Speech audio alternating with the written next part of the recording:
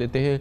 हमारे साथ मौजूद हैं पाकिस्तान पीपल्स पार्टी के मुमताज़ सीनियर रहनुमा वज़ीर आज़म के मुशीर जनाब क़मरुज़्ज़मान कायरा। बहुत बहुत शुक्रिया कायरा साहब। आज बड़ा तवील इजलास हुआ, पहले एक इजलास हुआ, फिर दूसरा इजलास हुआ जो अब थोड़ी देर कबल ख़त्म हुआ है। कोई 7-8 घंटे ये मुशावरत रही। क्या मौजू था इस मीटिंग का? कमरुल खान साहब बहुत शुक्रिया। मौजू नेचुरली इस वक्त मुल्क की जो करंट सूरत हाल है उसमें जो इमरान खान साहब वाला इशू है वो भी मौजू था। जो हालात पैदा हुए इस्लामाबाद में, लाहौर में, जिस तरह PTI ने बिहेव किया वो इशू डिस्कशन में था कि इस पे ऊपर क्या रिस्पांस, क्या ये दुरुस्त था नहीं था। प्लस ये था कि इलेक्शंस हैं, इलेक्शन का इनेकाद होने जा रहा है, प्रोसेस शुरू है, उसके ऊपर अपनी अपनी आरा थी। तो वज़ीर आज़म साहब ने आज के इजलास के अंदर तीनों वज़रा जो हमारे हैं उन्होंने पाकिस्तान की अमूमी इकोनॉमी के हवाले से पहले फाइनेंस मिनिस्टर ने और फिर इंटीरियर मिनिस्टर ने लॉ एंड ऑर्डर की सूरत हाल पे और लॉ मिनिस्टर ने जो इस वक्त बाकी दीगर सूरत हाल है उन्होंने ब्रीफिंग दी और फिर जमातों ने अपनी अपनी राय दी। और अमूमी राय जनरली ये थी कि जी कानून को अपना रास्ता लेना चाहिए। ये ठीक है कि तहम्मुल का और तदब्बर का रास्ता ही बेहतर रास्ता है, लेकिन कानून ये भी नहीं है कि 64 पुलिस वाले जख्मी हो जाएं और हम कहें कि जी हमें रेस्टोरेंट में रहना है, लेकिन कोई इंतहाई कदम नहीं उठाना चाहिए। जो डायलॉग से मसले हल हो वो उस तरह होने चाहिए, लेकिन कानून को अपना रास्ता जरूर लेना चाहिए। ये फरमाइएगा कि ये आज मीटिंग हुई, इससे पहले जुमे का दिन बहुत अहम था जब एक जानिब इमरान खान साहब ने एक ट्वीट के ज़रिए कहा था कि वह हर एक से बात करने के लिए तैयार है, अनकंडीशनल उनकी बात थी। और उसके बाद वज़ीर आज़म शहबाज शरीफ ने सेनेट के फ्लोर पे कहा कि ज़रूरत है इस बात की कि मुज़ाकरात होने चाहिए और तमाम इख्तलाफात को भुला के हमें मुज़ाकरात की जानिब जाना चाहिए। और बहुत ही तफसीली उनका बयान था। वो दिन पाकिस्तानियों के लिए मजमूई तौर पर एक बड़ा हौसला अफजा दिन था। उन्हें लगा कि इस तारीख सुरंग के आखिर में शायद कोई रोशनी की शुआ जो है वो नज़र आ रही है। शायद कुछ ऐसा हो जाए कि हमारी लीडरशिप बैठे और जो पीपल्स पार्टी बात कर रही है, जो अभी आप फरमा रहे थे, इसका कोई इंदिया नज़र आया आपको?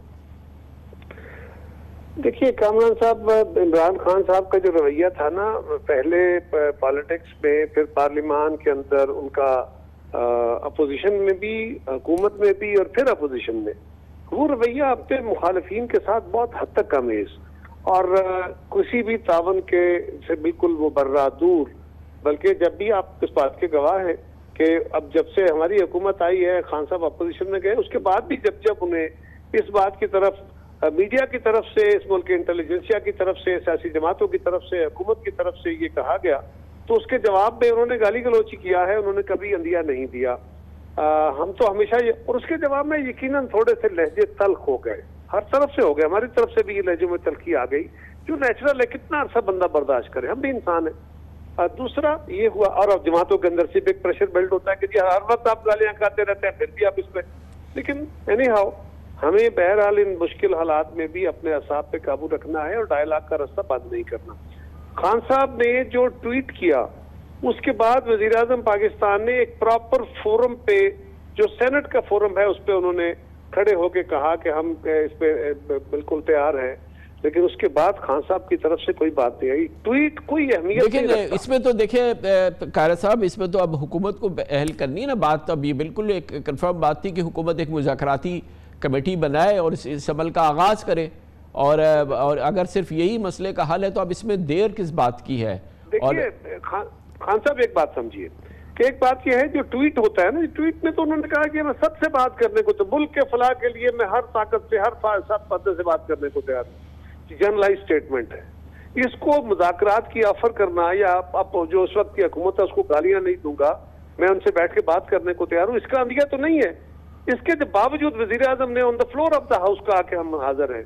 क्या उसके बाद खान साहब ने कहा कि हाँ मैं भी अपनी टीम मुकर्रर करता हूँ, आप भी करें, ताकि ये पता चले कि वो सियासी आप ये फरमा रहे हैं कि ये वजीर आजम का काम नहीं है कि वो, एक मिनट मुझे मौका खान साहब। जी जी, अर्ज ये है कि वो तो फौज से मुज़ाकरात करने को मतलब पीछे जा रहे हैं। वो तो एक तवील अरसे से प्रेशर डाल रहे हैं। वो तो जनरल बाजवा पे भी प्रेशर डालते थे, इन पे भी डालते रहे कि इनको चलता करो, आइन तोड़ो। वो तो मुज़ाकरात करने की बातें सारी उनकी जमात करती है।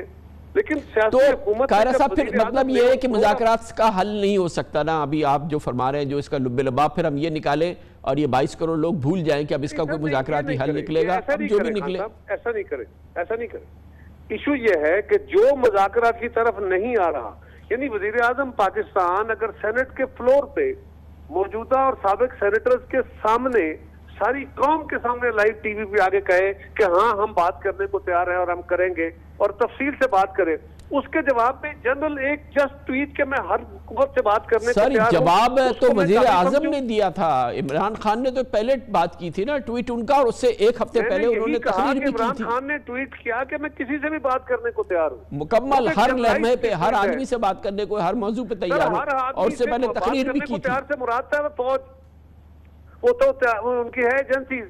हाँ हो सकता है ऐसे हुकूमत भी हो।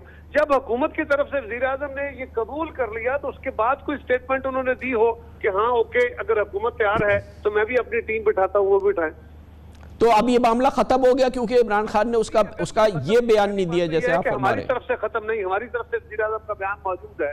खान साहब की तरफ से कोई बयान मुझे दे दें, आप ही अभी ले दें, अभी उनसे बयान ले दें। तो अगर नहीं आया तो वो बयान की वैल्यू नहीं है जो पहले उन्होंने दिया, जिसके जवाब में वज़ीर आज़म ने ये बात की।